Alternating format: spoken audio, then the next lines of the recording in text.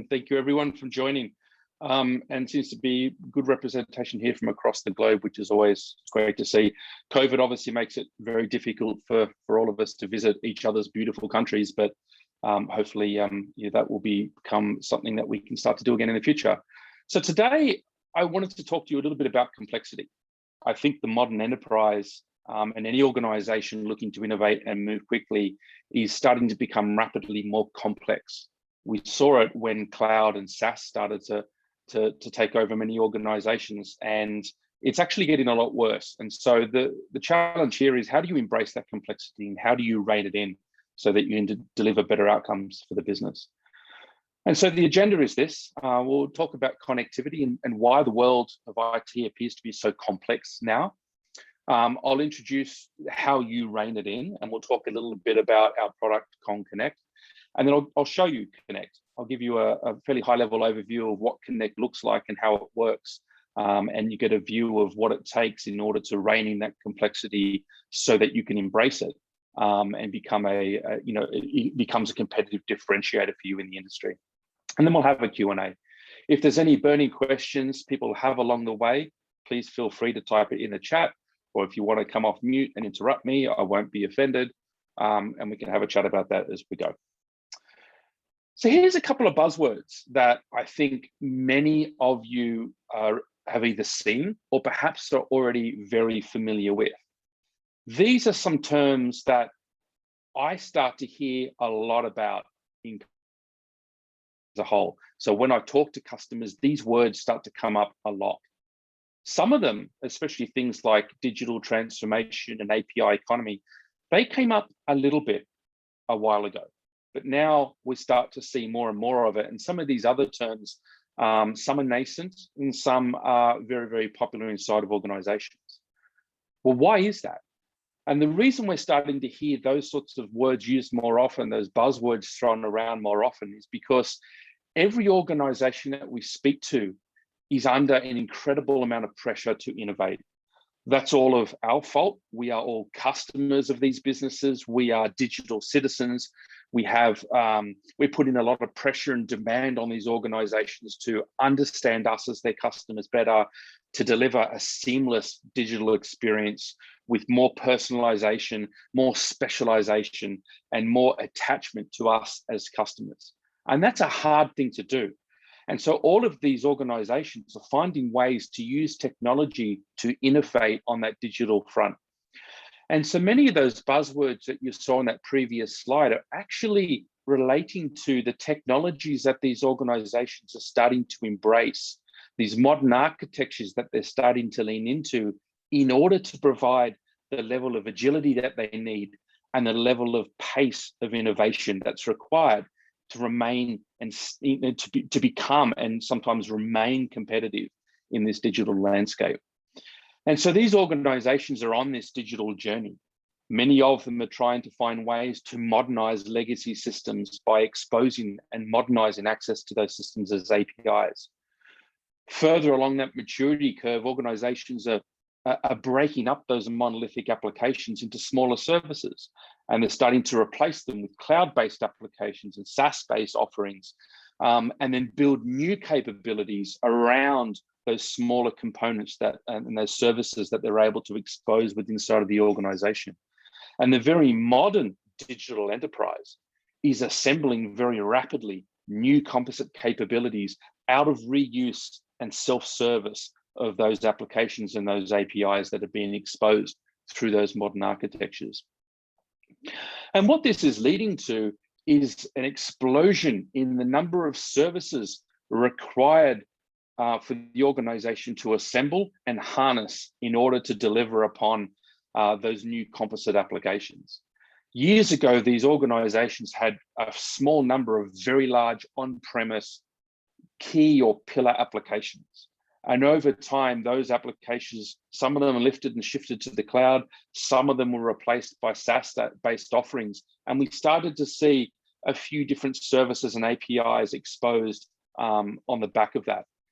As that cloud adoption and that SaaS adoption has accelerated, and as organizations are starting to break up those monolithic applications into smaller fine-grained capabilities that give them more agility and speed of innovation, we see an explosion in the number of services across that modern enterprise. And that's creating a real challenge for organizations.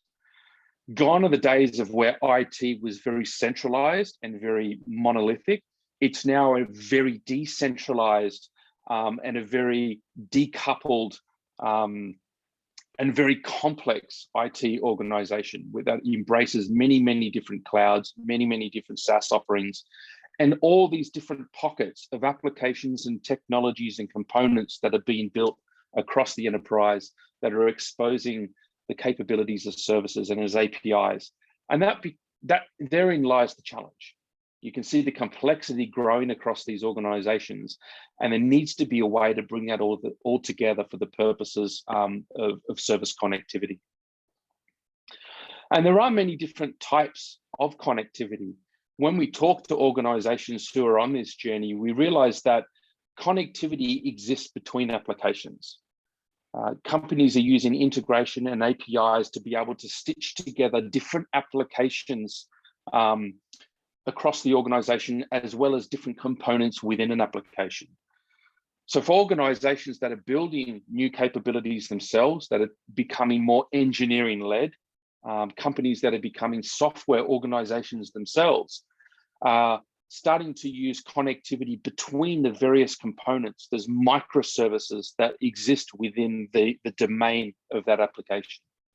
They're also using service and service connectivities to stitch together different applications, whether they're old or new, on-premise, in the cloud, monolithic or decomposed, right? They're using these services to be able to bring together the various different applications in order to build an automated workflow or an automated business process that allows the business to move quickly and more efficiently. And then there's connectivity at the edge. You're all very familiar with companies like Google Maps and Twilio and Stripe for payments. They're all organizations that are exposing their whole company as a platform. And in many cases, those platforms are exposed through a single or a couple of APIs. And so participation in that broader API economy and exposing your organization as a platform and consuming other businesses and other organizations' APIs in order to fulfill and deliver a better digital experience within your organization becomes really important. And so connectivity exists within applications, between applications, and also at the edge. And that in itself, it continues to drive up that complexity problem we spoke about earlier. So the critical requirements that we think organizations need in order to remain relevant and to embrace the complexity and to innovate at the pace that they need to are these. And first is end-to-end service connectivity. How do you bring together all of those APIs and all of those services across that full complex landscape of connectivity? Bring that together in a single place so that you get consistent governance and security, consistent observation and control and management and protection and measurement of those services. How do you support the full API lifecycle for all of those APIs that exist across that very decentralized, very heterogeneous style, modern, complex enterprise? The second critical requirement is architectural freedom. Developers in these organizations, want to bring the best of themselves to the business. And that means allowing them to embrace the tools, the protocols, the platform, and the languages that they feel best suit their needs. And that's very possible today. It's very viable for an organization to have one team that's developing the core business function using Go and deploying that within GCP, for example, and another part of the same organization that perhaps is building a logistics or a customer platform within the organization, and they might be choosing to do that within Kubernetes and deploying that as a series of microservices. So giving developmental and architectural freedom to these people across the enterprise is very, very powerful and enabling. It just creates complexity. It's more platforms, more tools, more protocols, and more platforms that you need to be able to stitch together in order to bring the whole organization together as one. The third is hybrid and multi-cloud. I don't think there's any organization on the planet today that has their eyes set on purely one cloud and platform provider. It used to be the case. People generally made a choice of, well, I'm an AWS platform, or I use Azure. And today these organizations are wanting to use some or all of them. And it's very empowering because it means that through different phases of their business's maturity, they can choose different cloud platforms for different economic benefit or different features or performance, and moving workloads and pieces of core business capability between those cloud platforms is a really easy thing to do. It just makes things more complex. Kubernetes native. There's many organizations out there today that are embracing the power of containerization through Docker and similar platforms, and the orchestration of those containers with things like Kubernetes, and being able to take capabilities, especially microservices, and deploy those in a natural and native Kubernetes fashion gives much power to many of the things we saw earlier around architectural freedom and the ability to move workloads between clouds. And there's a critical requirement for this to be fast, scalable, and secure. If you've got services that are scattered all across the organization in a very distributed fashion, that are supporting many different protocols on many different technologies and underlying platforms and languages, then how you stitch that together in a secure, zero trust fashion is really important. How you bring together the connectivity in a fast, scalable, and highly performant fashion obviously is key there as well as extensibility. New protocols, new ways of working, new patterns, new best practices are coming at us through all of these tools and all of these different architectural approaches that we use today are coming at us very, very quickly. And so how you embrace what you have today, as well as embracing what's nascent or what's coming tomorrow, becomes really important as well. And so there's lots there to unpack. And they're the 6 critical requirements we think that's required for the modern enterprise to be productive and to increase their velocity of innovation. And it's really complex and it's hard to do. And so the piece that I think is the most important in all of this is that 7th component down the bottom of automation. The only way the modern enterprise is going to be able to embrace this complexity and all of these critical requirements that you see on this screen is if they automate their way through the problem. You can't just throw human capital at this because there's more complexity than you ever had before. You would need more people than you've ever had before in order to bring it all together and to make it work. So delivering a service connectivity platform which has native and rich automation out of the box is really the only way to bring this all together at the speed and at the pace that you need it to. And so this guy's face kind of says it all. This stuff is hard. How do you do it? What is the answer to broad enterprise service connectivity that embraces all of that complexity? We ask you to lean into this complexity to get the most out of it.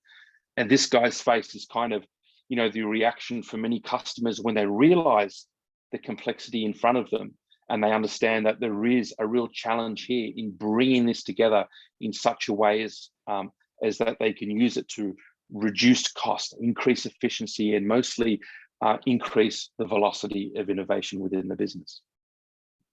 And so our answer to that is Konnect. Konnect is a single platform for embracing all of that complexity.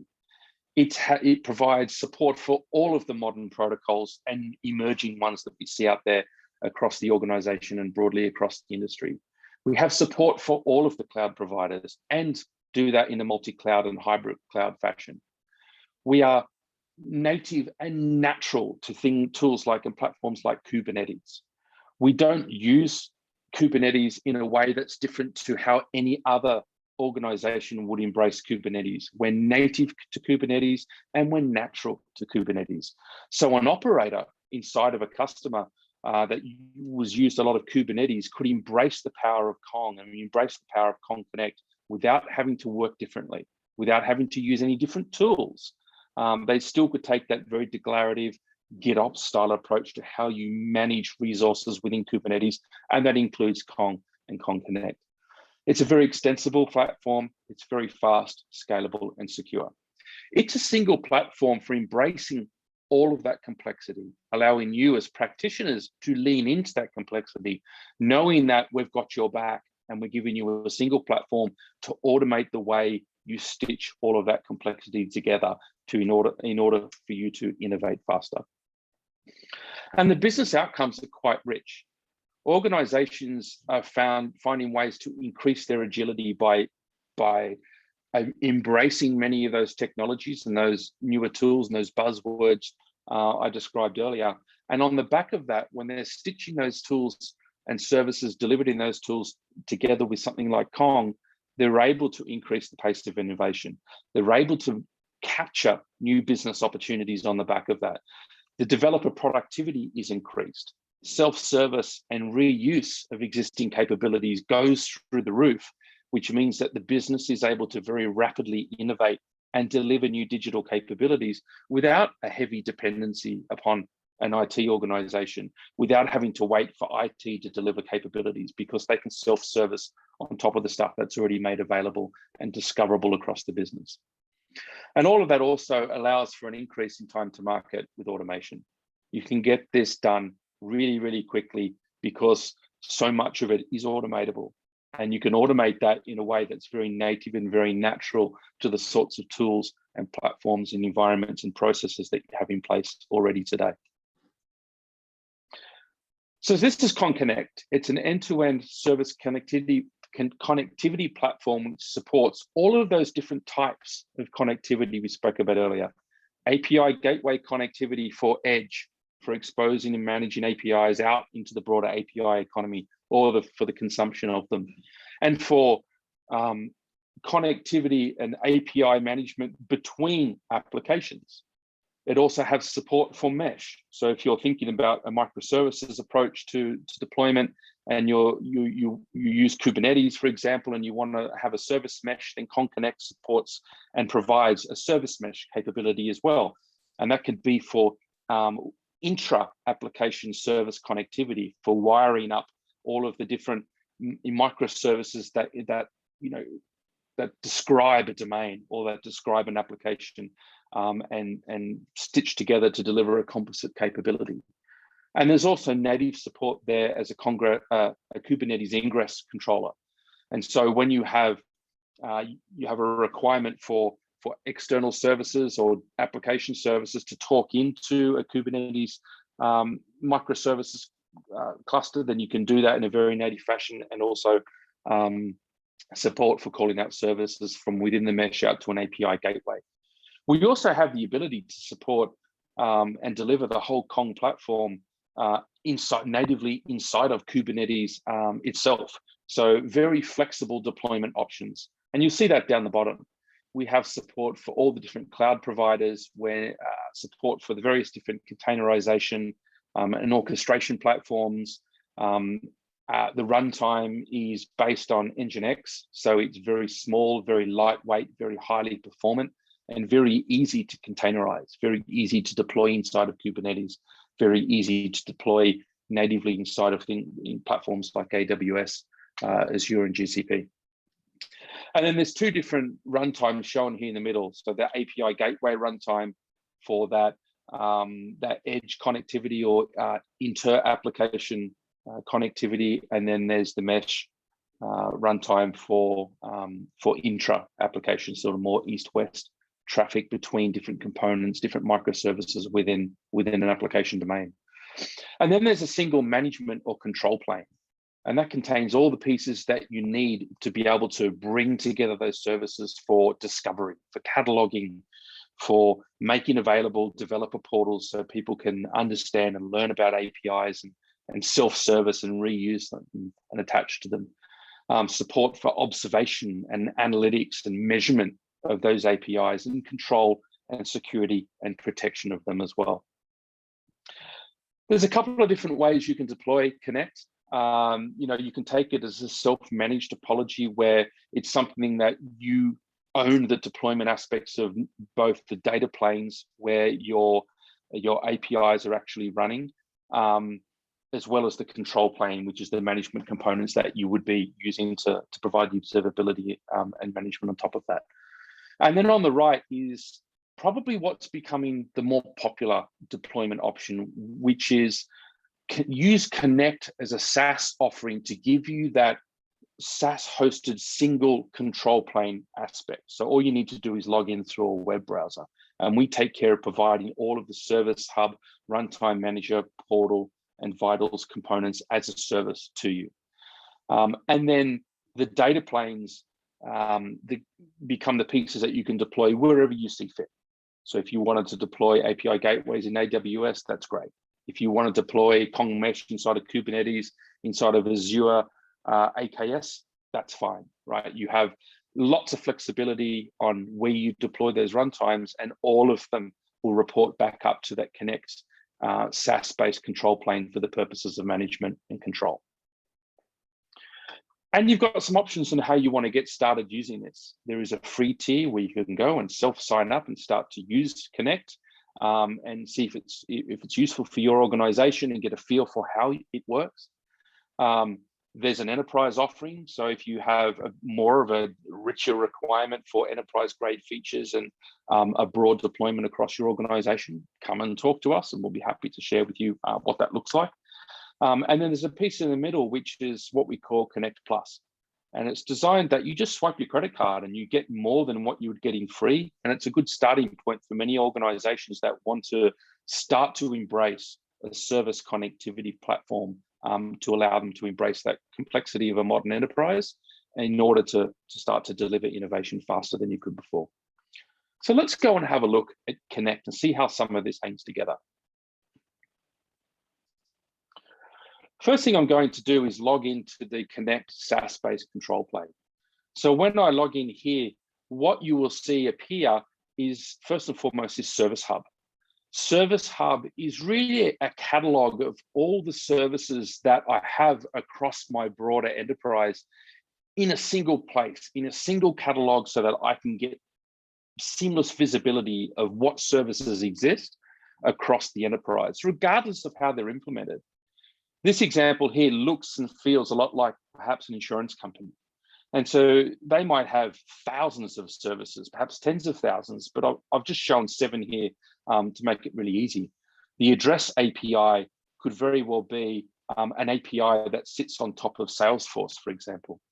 The claims API and the customer API and the products APIs, they might be microservices that are delivered outside of a Kubernetes pod.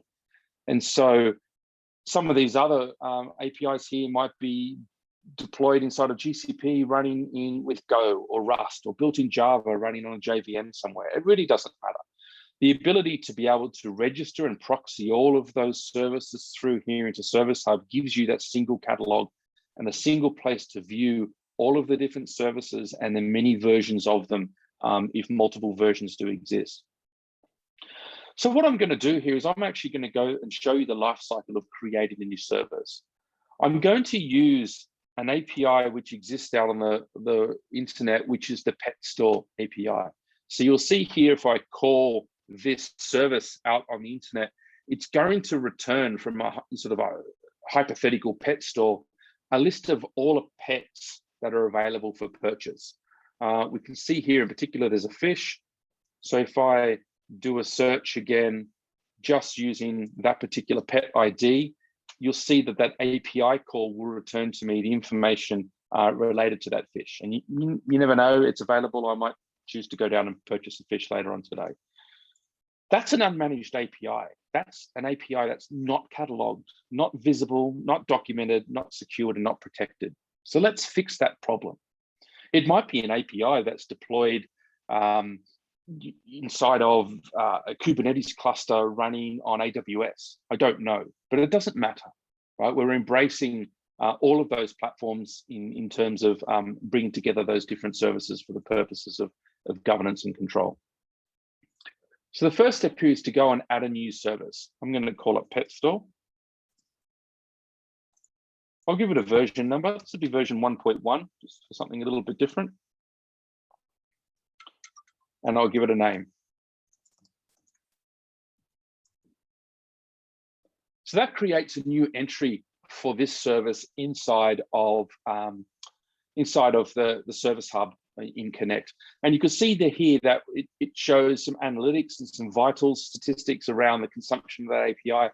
Nothing's going to appear here yet because, to be honest, we haven't We've just registered and we haven't hit it yet. Now we need to pin this service entry to an implementation. And so we go here and we click on the version 1 and we configure a new implementation for that service. We know that that service exists at that URL that I hit earlier. So all I need to do is go and cut and paste that URL into here.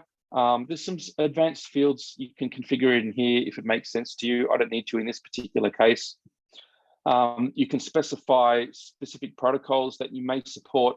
And as you can see here, we support a myriad of protocols within inside of the platform. This one's just a standard HTTP endpoint.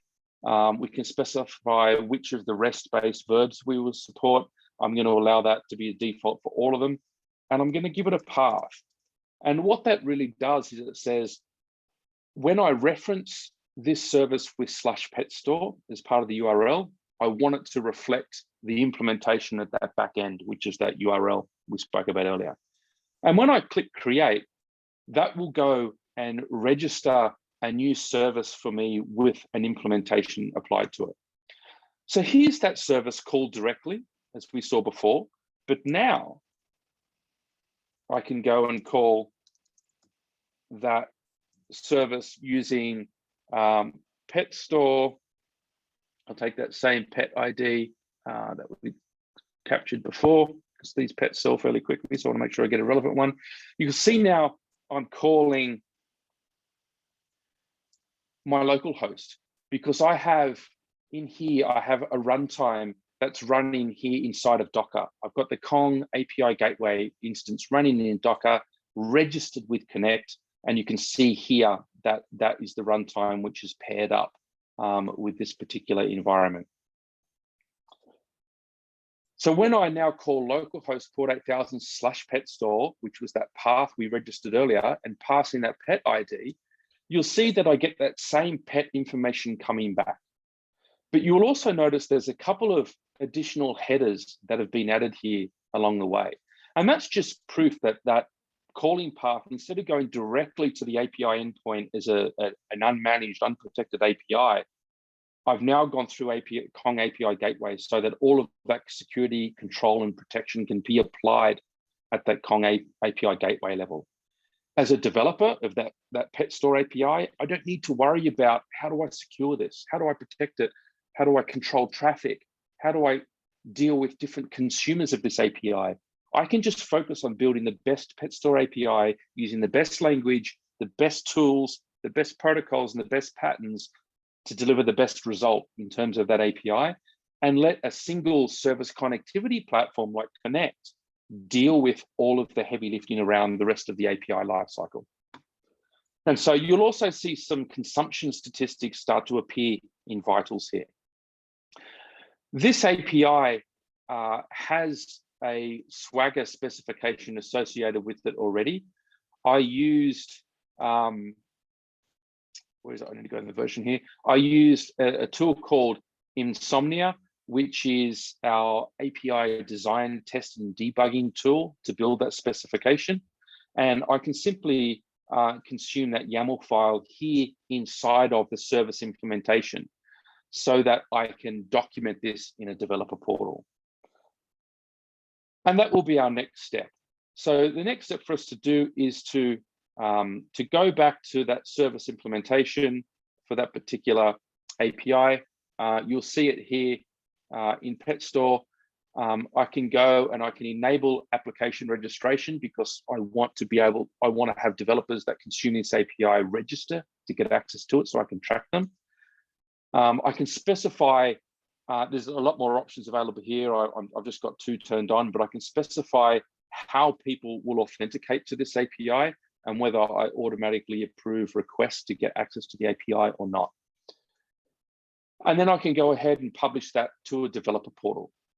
And what that does is it takes that pet store service that was implemented over here in AWS, for example, proxied through my API gateway for governance, control, and measurement, and deliver it as an API portal so that it's highly documented, highly discoverable, and really easy to find and reuse, and for people to self-service on top of. The developer portal allows you to publish one or many or all of your services as developer portals. You can configure some attributes of the portal, including default logos, different themes, different color aspects associated with it. And then when we go and view in that portal, what it'll ask me to do is register for access to that developer portal, which is because I enabled that before. I said register for access. So I'll go ahead and I'll sign up. I'm a new developer who wants to get access to that pet store API. So I'll go ahead and register for access.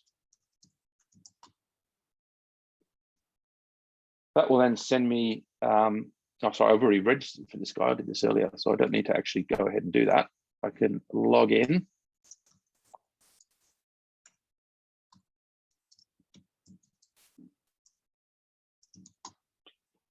You will see back in here, I had developers. You'll see that I was already registered as developer and approved earlier. So I could revoke that or delete that and force that registration to happen again. But when I log in, I see the developer portal that shows all the services that have a portal exposed. And when I click on Pet Store, you'll see that there's some documentation here which describes that API based upon that open API specification YAML file that I uploaded earlier. I can understand what the input and the output for this API looks like. I can even try it out and make requests to the API to get a response. You see that I get a response coming back. It'll show you different language examples of how you would call this API and how you would get the response. You can configure all of this inside of your service for that particular pet store. You can define some additional markdown. So if you upload a markdown document, then it'll allow you to configure content that is shown in here in this developer portal. The idea of a developer portal is to document these services. And the reason why you want to document them is because if you want an API to thrive and to be really successful, and you want it to be reused across many different applications in an organization, because reuse drives speed and lowers your cost to development, then they need to be really easy to find. And APIs need to be really easy to understand and to consume, because that will drive self-service and that will drive reuse. And so I can then register as a developer to get access to this API. I create a new application. I'll call it, say, My App. Click Create. And then I request access to that pet store API for my application. When I request access, I will get an email sent to me to say that as the owner of this API that a new developer has requested access. I'll also see a new little icon pop up here, which is showing a pending request for access for that API. You can automate all of this. So down here in settings, you can specify the ability to auto-approve developers and auto-approve applications. You can even make your portal public, so you don't need people to register to get access to it. But in this example, I've got that stuff made as someone needs to approve all of this. So I'll go ahead and approve that request. And then when I go back here as a developer and look in My Apps, we'll see that the request for access to the pet store has been approved. And so I can create a new credential to be able to access that. I use just basic key auth when I registered this service inside of Konnect. And so I just generate a new credential there. And so because that key auth has been enabled, you'll see down here, when I try and call this API now, I get a 401 unauthorized. That's because this API is now protected. It's not protected back at the implementation side. The developer of it hasn't have to worry about whether you use OAuth or OpenID Connect or whether you use SAML or key value pairs. They just build the API, and the governance and control is done inside of Kong. And so you see now that not just anyone can call this API. You need to be a registered and approved developer that's requested access to it. So I can add my API key here as a query parameter. You can pass it in as a header. There's many different ways we can consume it. And when I call this API with a valid key, you'll see I get a response. If I add another digit here, you'll see that it fails because it's an invalid request. So now every time I call this API, I'm getting an authorized response because I'm a registered developer for it. That will start to populate some of the vitals statistics you'll see for this API. You'll start to see that data start to be ingested here inside of these graphs that are built up here. That when I did that and I turned on the registration, that enabled what we call a plugin, which is like a policy to enforce key authorization and access control for both the portal and consuming parties of those APIs. We provide a whole library of plugins to support the full API lifecycle associated with API management. So lots of different ways to authenticate and authorize different users who want to get access to it. Lots of different ways to secure and protect APIs. Many different mechanisms to deal with traffic control, traffic shaping, caching and proxying of responses to make things more efficient, and different support for analytics, monitoring, on-the-fly transformations, logging, the list goes on. But to give you an example of some here that are really valuable, one that does come to mind is proxy caching, because as you can see here, when I call this API, the latency associated with Kong is reasonably small. Like it's 4 milliseconds on my quite hot laptop at the moment. But the upstream latency can be quite large, because when I call this API on my laptop, it's then proxying that request through to the implementation, which could reside anywhere. In this example, it's somewhere out on the internet, and that's giving me an upstream latency of 922 milliseconds. So I could enable, at this point, a plugin, which there's things he can configure. There's nothing I'm going to need to configure here from a demonstration point of view. But simply enabling that proxy cache plugin means that the next time I call this API, you're going to see some additional headers, and that's the cache key and the cache status. It had a cache miss because the cache was primed the first time around. I'd never seen this response before. And an upstream latency, which is very similar to what we saw before. But the next time I hit this, you'll see that the upstream latency is 0 because we had a cache hit. So now the response is almost negligible. There's 1 millisecond of latency inside of the Kong gateway, and there's 0 upstream latency to the service at the back end. And that's because that proxy caching plugin has done its job. Another one that's quite fun to show here is rate limiting. And so, for example, with rate limiting, I might choose to say, this API only will support 3 requests per minute. And that is, there's support for tiered rate limiting. So you can have like a silver, gold, platinum tier, and different consumers and users of your APIs, depending on whether they pay you or not, or whether they're a VIP customer of yours or not, can have different tiering. This example here will show just the ability to rate limit to 3 requests per second. So you can see when I call this API, I get a response, a cached response. When I call it a second time, I get a response. When I call it a third time, I get a response. But my 4th attempt, it's interesting, it didn't actually, oh, there it is there. I must have typed in something different from Paul. You'll see I get a 429 too many requests. And so I'm not going to get another go. I think it took a while for that plugin just to get enforced there in the gateway, but I'm not going to get another response from this API until that 1 minute window has passed. And so there's lots of different plugins here that you can leverage. There's lots of different ways that you can control and protect your APIs. You have support for rolling out new versions through Canary releases.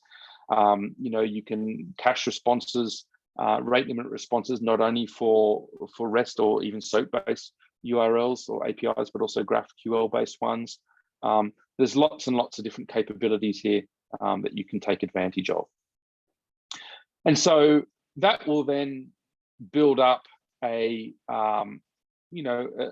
amount of statistics here that you're going to view through this vitals dashboard. All of this data can be exported, and we can feed it live into a different system or call an API to give you that data, or you can export it out of Konnect and place it somewhere else for the purposes of analytics and historical consumption. So what else in here? We've talked about developer portals, we've talked about runtime. So that at an overview is the capabilities inside of Konnect. Everything you've seen me do in Konnect here today, you can also do inside a tool called Deck. Deck is a CLI which allows you to automate a lot of your configuration and control of Konnect. It supports a declarative style approach to how you configure this. So the goal is here is that you can take a dump of the configuration associated with Konnect. You can upload that to GitHub and store that in version controller in there. And every time you make changes to that file and you push that back to GitHub, then that will then sync back with Konnect, and you can add new services, change the configuration of services, and automate all of that through tools like Deck. There's also a portal CLI, which I don't have installed in this particular example here, but the portal CLI will allow you to configure the portal and manage the portal assets using the GitOps style approach to how you would do that as well. So that's Konnect. That's a quick overview of how you would register a service and the life cycle associated with that. That was just one service. You might have many different services that you have deployed across your complex enterprise. Some might exist in hybrid or multi-cloud environments. Some could be in Kubernetes. Some could be inside of in Docker or Mesos. You might be using Terraform to deploy it and move that infrastructure between clouds. Services could be written in any language, support lots of different protocols, and be delivered across many different platforms. We embrace it all.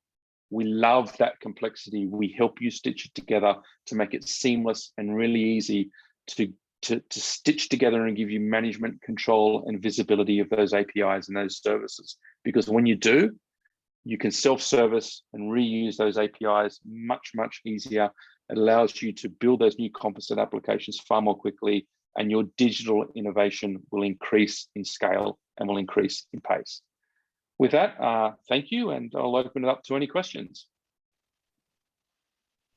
Thank you so much, Brad. Yes, if anyone has any questions, please feel free and speak up. I do have one question. In the meantime, you mentioned briefly about Service Mesh, but how does Service Mesh really fit into Konnect and this? Yeah, that's a great question. So Service Mesh, so Kong Mesh is another runtime. We have an API gateway runtime. We have a Kubernetes ingress controller, and then Kong Mesh, which is built upon an open source project called Kuma, which Kong also contributed to CNCF and the open source movement. It's another runtime which allow you to provide all of that observability, all that security and governance and control of the microservices inside of Kubernetes in a very native and natural fashion. And so Kong Mesh today has its own control plane, which is a UI as well as a declarative set of tools using kubectl to be able to do the configuration of the services inside of Kubernetes. But very soon, you'll also have the ability for Kong Mesh to be able to use the Konnect control plane that I showed you today to register, manage, and govern all of those services. So our vision here is that any service running anywhere, whether it's standalone inside of Kubernetes or not, as a mesh or as a standalone API, will all be able to be brought together inside of Konnect for management, visibility, and control.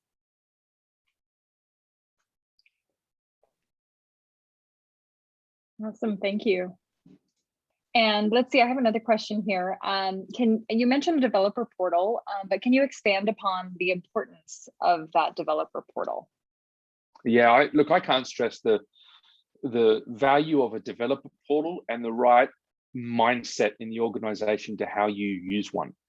I liken a developer portal to very much like the App Store on your phone, whether it's the Apple App Store or the simply equivalent in Android. When you can imagine in your workflow or your lifestyle, if you were traveling overseas and you wanted a currency conversion app on your phone, or you wanted a weather tracking application, you don't go and build it yourself. You assume that an application like that already exists. And you go to the App Store on your phone and you find 10 of them, and you pick the one that's most highly rated or most relevant to you, or cheapest, or the best, whatever it happens to be. And you read about that application, you understand how other people have used it and the features and functions required. And then you click buy or you click get, and you leverage that on your phone for the duration of the trip that you have, or ongoing. That's very much the same parallel to how a developer portal works. The next time you're building a new digital capability and you need access to customer information, or you need access to a product or a price or a shipment or any aspect that's relevant to your business, just assume that that API already exists. Don't go and build another customer API from scratch, because that will just slow you down. Make the assumption that a customer API already exists. Go to the developer portal and look for one, because in a mature environment that has a lot of APIs, there will be many of the APIs that you're going to need to build your new capability. Many of them will already exist. And if it does, and you can discover it in the developer portal, and you can read about it and understand how it works and connect to it really easy, you get to self-service on top of that API, and you can reuse it without having to build it from scratch. And when you're not building things from scratch, that then and only then are you able to increase the velocity of innovation, and allow the business to move much faster than they ever could when IT was sort of hamstrung, having to build everything multiple times. So developer portals and the community around them are very powerful for driving reuse and self-service. Excellent, thank you. Well, let's see, do we have any more questions? Going once, going twice. All right. Well, thank you so much for your time today, Brad, for that awesome presentation and demo. If you all have any questions about Konnect, you can always reach us on konghq.com, and you can, I think, see Konnect right off of the homepage there. So thank you all so much for joining, and we hope you join our next meetup as well. See you soon. Thank you. Bye.